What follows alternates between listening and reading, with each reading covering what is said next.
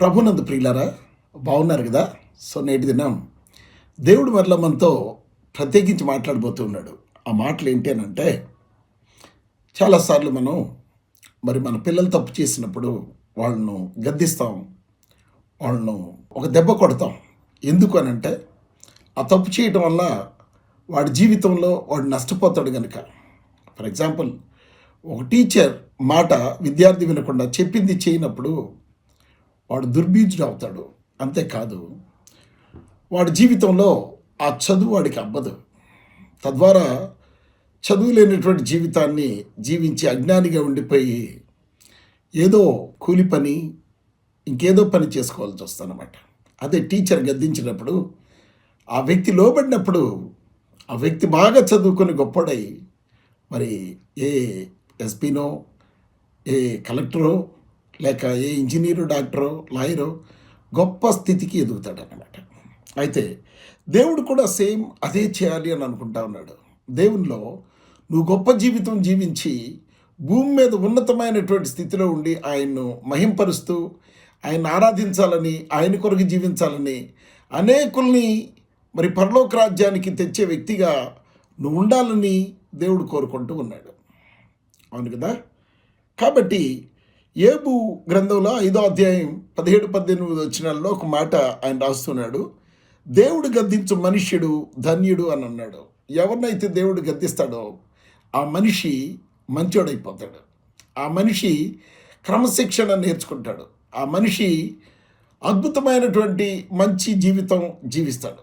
కనుక దేవుని బిడ్డలారా గమనించండి, మంచి జీవితం జీవించడానికి దేవుడు గద్దించినప్పుడు మనం తృణీకరించకూడదని బైబిల్ చెప్తుంది. దేవుడు గద్దించినప్పుడు మనం తృణీకరించకుండా ఆ గద్దింపునకు మనం లోబడి మన నడత మార్చుకుంటే, మన స్థితిని మార్చుకుంటే, మన గతిని మార్చుకుంటే, మన పరిస్థితులు మార్చుకుంటే దేవుడు దీవిస్తాడు. ఒకవేళ అపవిత్రులుగా మనం జీవిస్తూ ఉన్నప్పుడు మన పరిశుద్ధపరచాలని దేవుడు ఒక చిన్న సమస్య మన జీవితంలో తీసుకొచ్చినప్పుడు ఏం జరుగుతుంది? దాన్ని మనం తీసుకొని దేవుడు గద్దిస్తున్నాడని చెప్పి మనలో ఏదైతే దేవునికి నచ్చనటువంటి విషయం ఉందో ఆ విషయాన్ని దేవునికి తెలియపరిచి క్షమాపణ పొందుకొని పరిశుద్ధంగా నీతిగా జీవించినప్పుడు మనకు దేవుడు మేలు చేస్తాడన్నమాట.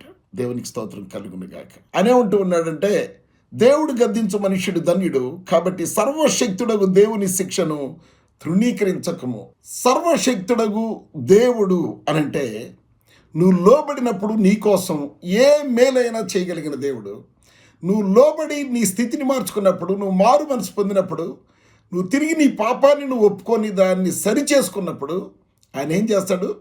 నీ పరిస్థితులన్నీ కూడా చక్కబెడతాడు, నిన్ను బాగు చేస్తాడు, నీకు మంచి జీవితాన్ని ఇస్తాడు, ఒక మంచి ఉద్యోగాన్ని ఇస్తాడు, మంచి బిడ్డల్ని ఇస్తాడు. అయితే మనం చేయవలసింది భూలోక సంబంధమైన వాటి కోసమే మనం దేవుని దగ్గరికి రావడం కాదు, కానీ పరలోక సంబంధమైన మేళ్ళు అయినటువంటి పరలోకం, ఆ రాజ్యానికి వెళ్ళడానికి చాలా మన జీవితాలని క్రమపరచుకోవాలి. ఎందుకనంటే ఆ రాజ్యంలోకి వెళ్ళేటువంటి వ్యక్తులు పరిశుద్ధులుగా ఉండాలి, నీతిమంతులుగా ఉండాలి, పాపం లేని వారిగా ఉండాలి, దేవుని కొరకు జీవించే వ్యక్తులుగా ఉండాలి.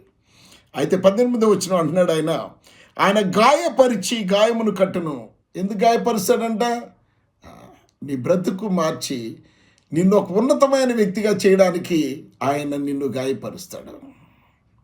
ఏ కడుపు నొప్పో, ఏ కన్ను నొప్పో, ఏ కాలు నొప్పో, ఏ షుగరో, బీపీనో, క్యాన్సరో, ఏ టీబీనో, ఏ కీళ్ళ నొప్పులో, సయాటికా పెయినో, లేకపోతే ఏ రోగమో నీ శరీరాన్ని తాకినప్పుడు అప్పుడు నువ్వు ఆ బాధతో ప్రభు దగ్గరికి వస్తావు. ఆ బాధలో నువ్వు చేసినటువంటి తప్పుని సరిదిద్దుకుంటావు. ప్రభు దగ్గరికి వచ్చి తృణీకరించకుండా, నాకు ఏం పర్లేదు, నేను హాస్పిటల్లో చూయించుకోగలను, నా దగ్గర లక్షలు ఉన్నాయి, కోట్లు ఉన్నాయి, మంచి డాక్టర్లు ఉన్నారు, నేను చూయించుకుంటాను అని అనుకుంటే దేవుడు అంటా ఉన్నాడు, నువ్వు ఎక్కడ తిరిగినా నీకు ఆ వ్యాధి తగ్గదు, తిరిగి నా దగ్గరికే రావాలి, నిన్ను స్వస్థపరిచి యెహోవాను నేనే అని అన్నాడు.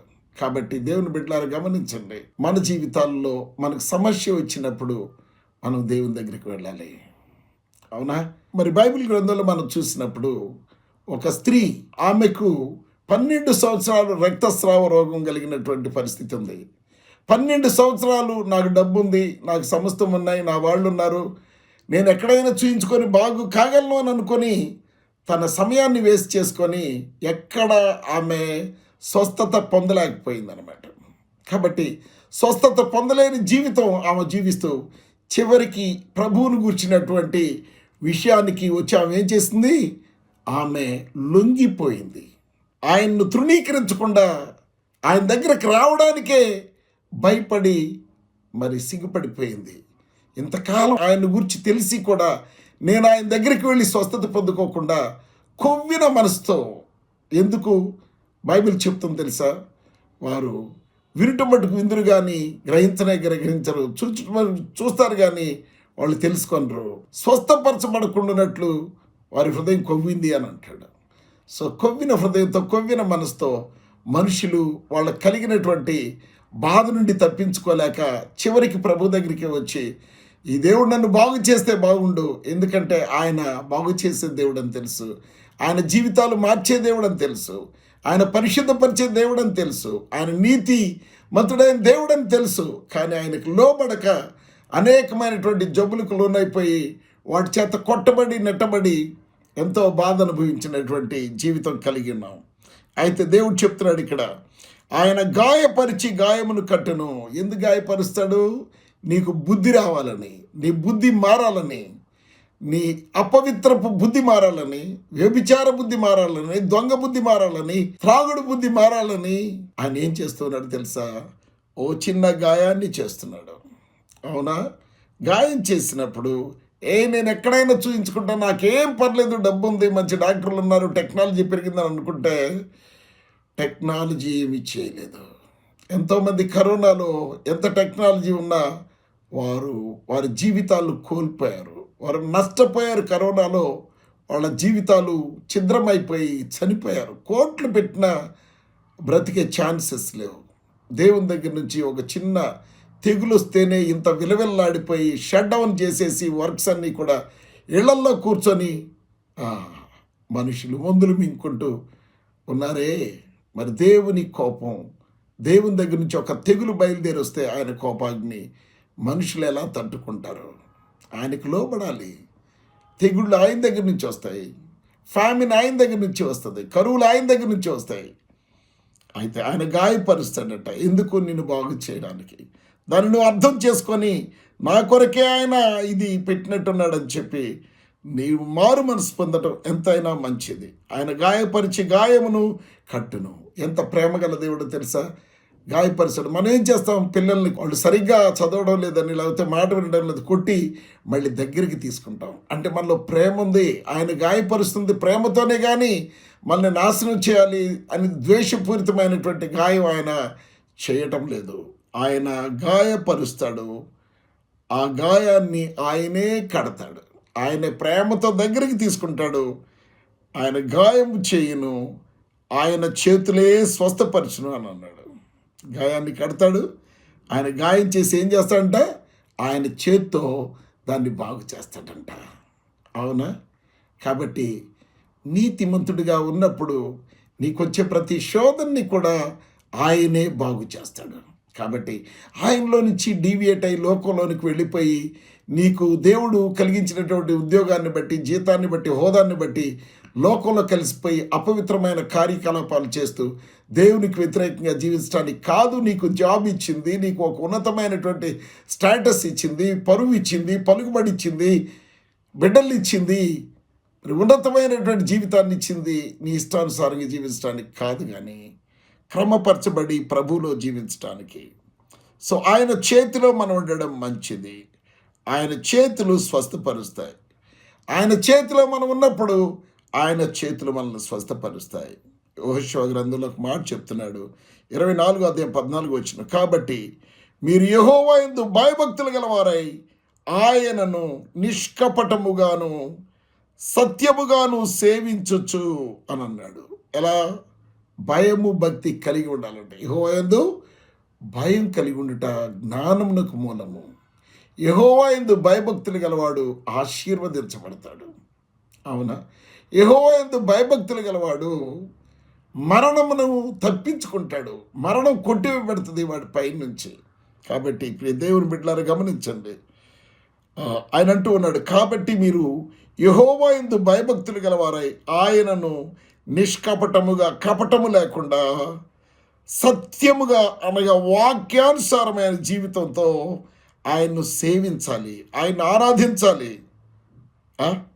మీ పితరులు నది అద్దరిని ఐగుప్తులోను సేవించిన దేవతలను తొలగద్రోసి యెహోవానే సేవించుడి అని అంటా ఉన్నాడు. ఏం చేయాలంట? ఐగుప్తులో సేవించిన దేవతలు. మనోళ్ళు ఎక్కడికి వెళ్తే అక్కడ సాంప్రదాయాలు పాటిస్తారు, ఎక్కడికి వెళ్తే ఆ దేవతల్ని పూజిస్తారు, ఆరాధిస్తారు. ఐగుప్తు దేశంలో 430 సంవత్సరాలు ఉన్నటువంటి ఇశ్రాయేలీల ప్రజలు ఏమి నేర్చుకున్నారు? అక్కడ ఉన్నటువంటి అన్య దేవతలకు మొక్కటం, వాటిని ఆరాధించటం, చెట్టు చేమలు, కర్ర, కొయ్య, గడ్డి వీటన్నిటికీ నమస్కరించటం, పావులకి నమస్కరించటం, ఆయి చేయడం, ఈ చేయడం, కావలసినంత దూడలను చేసుకుని వాటికి మొక్కటం. నిజమైన దేవుడు, ఆత్మమైన దేవుడు, వాక్యమైనటువంటి దేవుడు, సత్యదేవుడు, పరిశుద్ధుడైన దేవుడు, నీతిమంతుడైన దేవుణ్ణి విడిచిపెట్టి చేతులతో చేయబడినటువంటి సృష్టములను, దేవుడు సృజించినటువంటి సృష్టిని ఆరాధిస్తూ సేవిస్తూ ఉన్నారు. అయితే దేవుడు చెప్తున్నాడు, ఐగుప్తులో సేవించిన దేవతలను తొలగద్రోసేయండి, పక్కకు నెట్టేయండి, నెట్టేసి యెహోవానే సేవించుడి. యెహోవాను మాత్రమే సేవించాలి. యెహోవాను మాత్రమే మనం సేవించినప్పుడు జరిగేది ఏంటి తెలుసా? ఆ దేవుడు నిన్ను గాయాల నుంచి కట్టి స్వస్థపరుస్తాడు, ఆశీర్వదిస్తాడు, నీ జబ్బు తీసేస్తాడు, నీ అప్పుల భారాన్ని నుంచి నిన్ను విడిపిస్తాడు అని అంటూ ఉన్నాడు. ఎక్సోడస్ నిర్గమకాండ గ్రంథం 10వ అధ్యాయం 3వ వచనంలో మాట చదువుతున్నాను. హెబ్రీయుల దేవుడని యెహోవా సెలవిచ్చున్నదేమనగా, నీవెన్నాళ్ళ వరకు నాకు లొంగకయుందువు అని అంటా ఉన్నాడు. ఎవరిని? అక్కడ ఉన్నటువంటి ఫరో రాజుతో దేవుడు అంటా ఉన్నాడు, నీవు ఎన్నాళ్ళ వరకు నాకు లొంగక ఉండు. లొంగకపోతే ఏం జరుగుతుంది తెలుసా? నీ ఇంట్లో నీ పెద్ద కొడుకు చచ్చిపోతాడు. లొంగకపోతే నీ దేశంలో పంటలన్నీ చీడపట్టి పోతాయి. లొంగకపోతే నీరు రక్తంగా మారిపోద్ది. లొంగకపోతే మీ దేశంలో ఉన్న జనాల తలలంతా పేలతో నింపబడతాయి. లొంగకపోతే భయంకరమైనటువంటి జబ్బులు వస్తాయి. లొంగకపోతే మిడతల గుంపులు గుంపులు వచ్చేసి మీ పంట పొలాలన్నీ తినేస్తాయి. దేవునికి లొంగిపోయి నువ్వు నా ప్రజలను నన్ను ఆరాధించడానికి పంపిస్తే అప్పుడు నీకు ఏ కీడు కలగకుండా నిన్ను వదిలేస్తాను అని దేవుడు చెప్తున్నాడు. ఈరోజు దేవునికి లొంగని నువ్వు, నేను, ఎవరైనా సరే ఆయనకి లొంగకుండా ఉంటే జరిగేది ఏంటి తెలుసా? నష్టం జరుగుతుంది నీ జీవితంలో. ఆయనకి లొంగిపోవాలి అని అంటే ఆయన చెప్పినట్లుగా విని ఆయన చెప్పిన విధంగా జీవించాలి. దేవునికి స్తోత్రం కలుగును గాక. ఏం చేస్తాడు ఆయన చెప్పినట్లుగా జీవిస్తే? 1 సమూయేలు గ్రంథంలో ఓ మాట చదువుకుందాం. 1 సమూయేలు 2వ అధ్యాయం 7వ వచనం. యెహోవా దారిద్ర్యమును ఐశ్వర్యమును కలుగు చేయవాడు. ఏం కలుగు చేస్తాడంట? యెహోవా దరిద్రాన్ని కలుగు చేస్తాడంట. ఎప్పుడు నువ్వు మాట వినకపోతే నీ దగ్గర ఉన్నదంతా తీసేసి ఒక్క జబ్బు పెట్టాడు అని అంటే నీ దగ్గర ఉన్న డబ్బంతా హాస్పిటల్ వాళ్ళు తినేస్తారు. లక్షలు తినేస్తారు. రోజుకి 2 లక్షల లెక్కన తినేస్తారు. ఐసీయూలో పెట్టి తినాల్సినంత తిని అప్పులు పీక్కొచ్చి కట్టించుకొని అప్పుల పాలు చేసేస్తారు నిన్ను. అవునా? సో దేవుడు యెహోవా దారిద్ర్యమును ఐశ్వర్యమును కలుగు చేయవాడు. ఏం చేస్తాడంటే మాట వినకపోతే నువ్వు దరిద్రుడు అయిపోతావు. దరిద్రాన్ని కలుగు చేస్తాడు దేవుడు. ఆయన మాట వింటే ఆయన ఏం చేస్తాడు తెలుసా? నిన్ను ఐశ్వర్యవంతుడిని చేస్తాడు, గొప్పోడిని చేసేస్తాడు నిన్ను, ఆయన చెప్పినట్టు నడుచుకుంటే. అవునా? బైబిల్ గ్రంథంలో ఉన్నవాళ్ళు చాలా గొప్పోళ్ళు అయిపోయారు. యోబు గొప్పోడైపోయాడు. తూర్పు దేశంలో ఆయనంతటి గొప్పోడు లేడు. ఎందుకంటే దేవుని యందు భయభక్తులు కలిగి చెడుతనాన్ని విసర్జించి న్యాయంగా నీతిగా నడుచుకున్నాడు. కాబట్టి దేవుడు సవాల్ చేసి సాతానుతో, మరి ఇలాంటి వాడు భూమి మీద లేడు అని సవాల్ చేస్తే ఆయన సవాల్లో దేవుణ్ణి గెలిపించినటువంటి వ్యక్తి యోబు. కాబట్టి యోబు ఆ సవాల్లో ఏది కోల్పోయాడో ఆ కోల్పోయింది దేవుడు 2 రెట్లు మరలా అతనికి ఇచ్చేశాడు. అంతేకాదు యోసేపు, అవునా, అంతేకాదు యాకోబు, వీళ్ళందరూ కూడా దేవుని దగ్గర నుంచి సమృద్ధిగా పొందుకొని అద్భుతమైన జీవితం జీవించి కోట్లాధిపతులుగా జీవించారు వాళ్ళు. అవునా? కారణం ఏంటి తెలుసా? దేవుడు వాళ్ళను ఐశ్వర్యవంతులుగా చేశాడు. అబ్రహాముని బహుధనవంతుడిగా చేశాడు. అబ్రహాం కుమారుడైన ఇస్సాకును మిక్కిలి ధనవంతునిగా చేశాడు. ఇశ్రాయేలుకి ఒక దేశాన్ని ఇచ్చేశాడు దేవుడు. ప్రియులారా గమనించండి, దేవుని చేతిలో నిత్య సుఖాలు ఉన్నాయి. ఆయన చేతిలో నిత్య సుఖశాంతులు ఉన్నాయి. కాబట్టి ఆయన చేతిలో మనం ఉండడం ఆశీర్వాదకరమని బైబిల్ చెప్తుంది. ఏం చేస్తాడంట?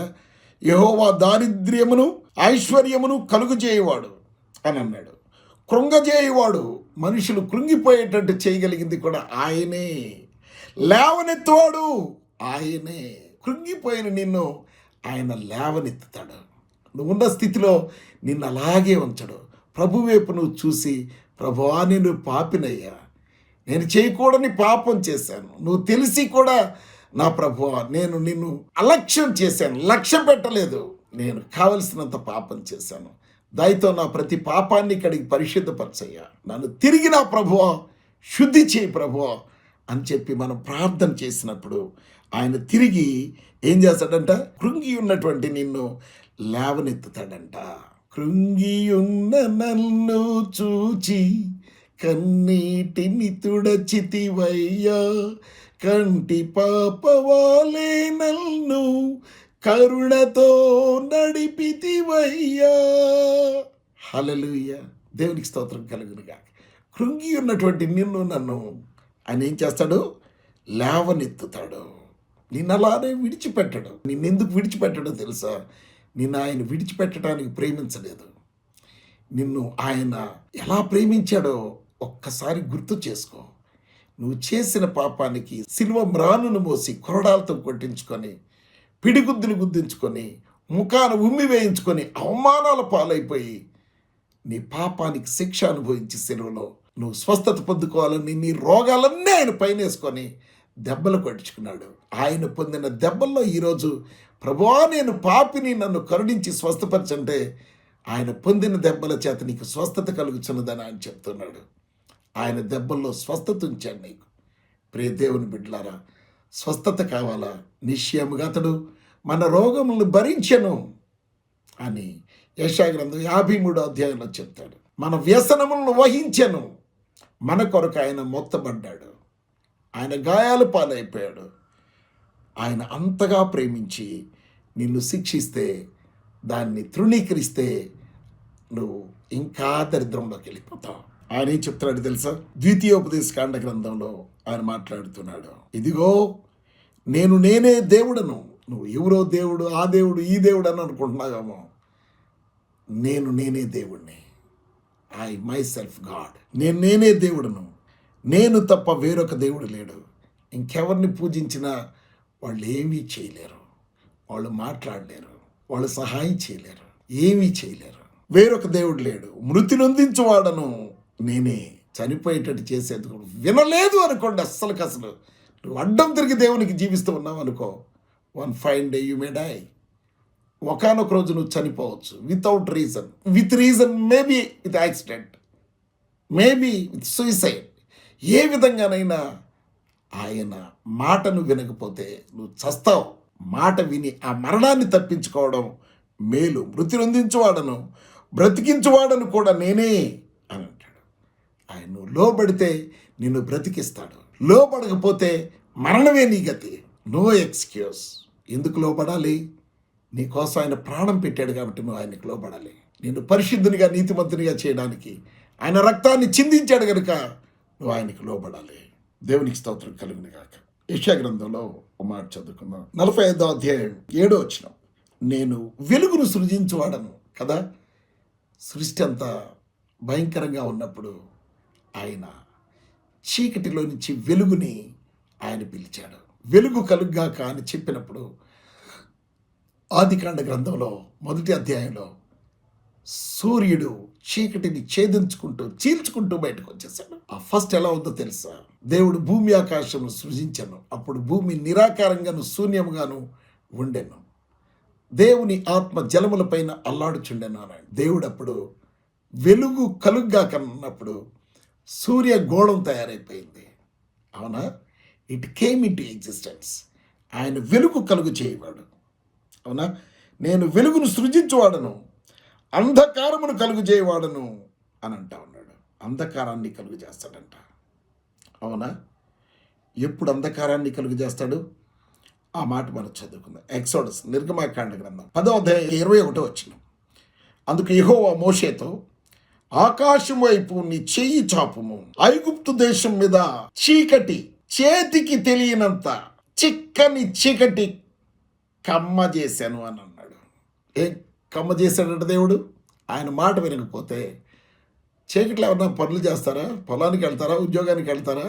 ఆ మాట చూడండి. మోషే ఆకాశం వైపు తన చెయ్యి ఎత్తినప్పుడు, ఎక్సోడస్ నిర్గమాకాండ గ్రంథం 10వ అధ్యాయం 22వ వచనం, ఐగుప్తు దేశమంతయు 3 దినములు గాఢాంధకారమాయను. 3 దినాలు ఐగుప్తు దేశమంతా గాఢాంధకారం అయిపోయిందంట. ఎందుకు? రాజు ఆయన మాట వినడం లేదు. మోషే మాట రాజు విని తన ప్రజలైన ఇశ్రాయేలీల్ని మరి ఆరాధించడానికి, పాలుతేనెల దేశం వెళ్ళడానికి అనుమతించడం లేదు కనుక, దేవునికి లోబడ్డం లేదు కనుక, మోషే ఆకాశం వైపు తన చెయ్యి ఎత్తినప్పుడు దేశమంతా 3 దినములు గాఢాంధకారమైన చీకటి అలుముకుంది. అదే టైంలో చూడండి, అప్పుడు ఏం జరిగిందంటే ఎక్సోడస్ 10:23 23వ వచనం, 3 దినములు ఒకరినొకడు కనుగొనలేదు, ఎవడునూ తానున్న చోట నుండి లేవలేకపోయాను. అంత భయంకరమైనటువంటి గాఢాంధకారమైనటువంటి చీకటి. అవునా? పనులు స్తంభించిపోయినాయి. ఏమీ చేయడానికి 3 దినాలు మనుషులు ఎంత బాధపడ్డారో. సో దేవునికి వ్యతిరేకంగా జీవిస్తే ఇలా బాధపడాల్సి వస్తుంది. దేవుని మాట వినకపోతే ఈ విధమైనటువంటి శిక్ష దేవుడు విధించే అవకాశం ఉంది. అయితే ఏం జరిగింది తెలుసా? దేవునిలో జీవిస్తున్నటువంటి దేవుని ప్రజలైనటువంటి ఇశ్రాయేలీల గృహాల్లో, వాళ్ళు నివసించే ప్రదేశంలోనట, అయినను ఇశ్రాయేలీలకందరికీ వారి నివాసములలో వెలుగుండెను అని అంటారు. ఎక్కడైతే దేవుని నమ్మిన ప్రజలు ఉన్నారో, దేవునికి లోబడిన ప్రజలు ఉన్నారో, వాళ్ళ గృహాల్లో వెలుగుందంట. కానీ దేవుని మాట వినని ఆ రాజు ఏరియా మొత్తం ఎంత రాజ్యం ఉందో, ఆ రాజ్యంలో మరి ఒక ఇశ్రాయేలు ప్రజలున్న ఇళ్ళు మినహాయించి అంత గాఢాంధకారమైన చీకటి. నువ్వు ప్రభువులో జీవిస్తూ ఉన్నావా? కష్టాలు ఎన్ని వచ్చినా, అందరికీ వచ్చినా, నీకు మటు కష్టం రాదు. ఎందుకో తెలుసా? చీకటి అందరి ఇళ్లలో ఉన్న, దేశమంతా ఉన్న దేవుని బిడ్డగా నీ జీవితంలో చీకటి, నీ కుటుంబంలో చీకటిని దేవుడు అనుమతి ఇవ్వడు. హల్లెలూయా. అందరితో పాటు శిక్ష నీ మీదకి రాదు. ఆయన మాటకు వినక జీవిస్తున్నారు వాళ్ళకి మాత్రమే శిక్ష వస్తుంది. సరే, వన్ ఫైన్ డే దేవుడు చెప్పాడు, మీరు పస్కా అనే పశువుని మరి వధించి దాన్ని రక్తాన్ని మీరు నివసిస్తున్నటువంటి ద్వారబంధపు నిలువు కమ్ముల మీద, అడ్డు కమ్మి మీద పూయమన్నాడు. పూసి సాయంకాలం అందరు కూడా మీ గృహాల్లో ఉండండి, ఎవరు బయటికి రావద్దు. మరణ సంహారక దూత వస్తాడు, వచ్చి ఆ రక్తపు మరకలు ఉన్నటువంటి గృహాన్ని చూసి దాటి వెళతాడు అని చెప్పాడు. ఒకవేళ రక్తపు మరక లేకపోతే, అంటే దేవునికి లోబడకుండా ఎవరైనా ఇశ్రాయేలీలు కూడా మరి రక్తాన్ని మరకలు పూయకుండా ఆయనకు లోబడి ఆ రక్తాన్ని ద్వారబంధపు కమ్ముల మీద పూసిన తర్వాత 6 గంటల తర్వాత చీకట్లో ఎవరైనా బయటకు వస్తే వాళ్ళు కూడా చనిపోయే ప్రమాదం ఉంది. దేవుని నమ్మిన బిడ్డలు కూడా దేవునికి విధేయత చూపకుండా వాళ్ళ ఇష్టానుసారంగా తిరిగితే దేవుడు ఒప్పుకోడు. అవునా? రక్షించబడి రక్షణలో నువ్వు కొనసాగకపోతే నువ్వు ఇబ్బంది పడాల్సి వస్తుంది. రక్షణలో ఎదుగుతూ ఉంటే నిన్ను దేవుడు ఆశీర్వదిస్తాడు. రక్షించబడిన నీవు దేవుని మాటకు విధేయత చూపకుండా రక్షించబడిన తర్వాత ద్వారబంధపు కమ్ముల్లో నుంచి ఇంటి బయటకు వచ్చి వీధుల్లో తిరిగి కనుక చచ్చిపోతావు. అంతే, చచ్చిపోతావు. మరణ సంహారక దూత వస్తాడు. ఆ దూత ప్రతి ఇల్లు స్కాన్ చేసుకుంటూ వెళ్ళిపోతూ ఉంటాడు. ఏ ఇంటి మీద, ద్వారబంధం మీద ఆ గుర్తులు ఉన్నాయి చూసుకుంటూ వెళ్తూ ఉంటాడు. లేని ఇంట్లో పెద్ద కొడుకు చనిపోతాడు. మొదటిగా పుట్టిన జంతువు కానివాడు, ఏదైనా పశువు కానివాడు చచ్చిపోతుంది. అవునా? సో అందుకే ఆయనకు లోబడి ఆయనలో జీవించటం ఆశీర్వాదకరం. అవునా? దేవునికి స్తోత్రం కలుగును గాక. లోబడ్డ వాళ్ళు బహుగా ఆశీర్వదించబడ్డారు. ఇంకేం చేస్తాడంట దేవుడు? ఆ మాట చూద్దాం. యెషయా గ్రంథం 26వ అధ్యాయం 12వ వచనం. యెహోవా, నీవు మాకు సమాధానం స్థిరపరచుదువు, నిజముగా నీవు మా పక్షముల నుండి మా పనులన్నిటినీ సఫలపరచదు అన్నాడు. ఏం చేస్తాడంటే, ఆయనతో ఉంటే, ఆయనలో ఉంటే ఆయన ఏం చేస్తాడు తెలుసా? ఆ? నీ కుడి ప్రక్క 1000 మంది పడ్డా, ఎడం ప్రక్క 10,000 మంది కూలిపోయి చచ్చిపోయినా, చూసావా, ఏ అపాయము నీ దగ్గరకు రాదు. అవునా? అపాయం ఎందుకు వస్తుంది? నువ్వు ఆయనకు లోబడినందువల్ల నీకు అపాయం వస్తుంది. ఆయన చెప్పినట్లుగా పరిశుద్ధతలో, నీతిలో ఆయనతో జీవించకుండా ఈ లోకంలో ఉన్న వాటిని ఆరాధించడం వల్ల నీకు అపాయం వస్తుంది. అవునా? ఆయనకు విధేయత చూపకపోవడం వల్ల నువ్వు అపాయాన్ని కొని తెచ్చుకుంటూ ఉన్నావు. నీకు అపాయం ఏమీ రాదు, ఏ తెగులు నీ గుడారాన్ని సమీపించదు అని అన్నాడు. మరి తెగులు ఎందుకు వచ్చింది? వాగ్దానం ఫెయిల్ అయిందా? లేదు లేదు లేదు, వాగ్దానం పాస్ అయింది. వాగ్దానానికి తగినట్లుగా నువ్వు జీవించకపోతే తెగులు నీ మీదకి వస్తుంది. ఆ తెగులు వచ్చినప్పుడు నువ్వు క్రమపరచబడి సరి చేసుకొని ఆయనకు లోబడితే, నీ పాపాలు ఒప్పుకొని పరిశుద్ధపరచబడితే, తిరిగి నిన్ను ఆయన కరుణించి బ్రతికిస్తాడు. అవునండి, దేవునితో నీ జీవితం అద్భుతం. దేవుడు లేకుండా నీ జీవితం అశాశ్వతం. ఏ క్షణాన ఏమవుతుందో నీకు తెలియదు. ఎప్పుడు దేవుని దగ్గర నుంచి విపత్తు వస్తుందో తెలియదు. దేవునికి స్తోత్రం కలుగును గాక. నీవు మాకు సమాధానం స్థిరపరచుదువు, నిజముగా నీవు మా పక్షమున నుండి మా పనులన్నింటినీ సఫలపరచుదువు. ఎప్పుడు సఫలపరుస్తాడు నీ పనిని? దుష్టుల ఆలోచన చొప్పున నడవకుండా ఉండాలి, పాపుల మార్గమున నిలవకుండా ఉండాలి, అపహాసకులు కూర్చుంటే చోట కూర్చుండి ఆళ్ళని చూసి కబుర్లు చెప్పుకుంటా ఎగడతాళి చేస్తూ నవ్వుకుంటా ఉండకూడదు. ఏం చేయాలి? యెహోవా ధర్మశాస్త్రం వాక్యాన్ని చదివి దానికి లోబడి దానిలో సంతోషిస్తే, లోకంలో పాపంలో సంతోషిస్తే కాదు, వ్యభిచారంలో త్రాగుడులో సంతోషిస్తే కాదు, అవునా, మర్డర్ చేసి సంతోషిస్తే కాదండి. వాక్యాన్ని చదివి దానికి విధేయత చూపి సంతోషించినప్పుడు ఆయన ఏం చేస్తాడంట, నీటి కాలు ప్రక్కన నాటబడిన మొక్కలాగా నిన్ను గొప్ప చేసి నువ్వు అద్భుతంగా ఫలించే విధంగా చేస్తాడంట. నీ చేతి పనులన్నిటినీ ఆయన సఫలపరుస్తాడంట. కాబట్టి ఆయనకు లోబడి జీవించటం వల్ల నువ్వు ఫలాన్ని పొందుకుంటావు. నీ చేత్తో చేసే ప్రతి పని ఫెయిల్ కాకుండా ఆశీర్వదించబడుతుంది. అట్టి ఆశీర్వాదం పొందుకోవడానికి దేవునికి ఈ దినం నేను లోబడి మన పాపాలు ఒప్పుకొని క్షమాపణ అడిగి సరిచేసుకొని ప్రభువులో నడిచి మరి ఆశీర్వాదాన్ని పొందుకొందుముగాక. ఆమేన్. God bless you.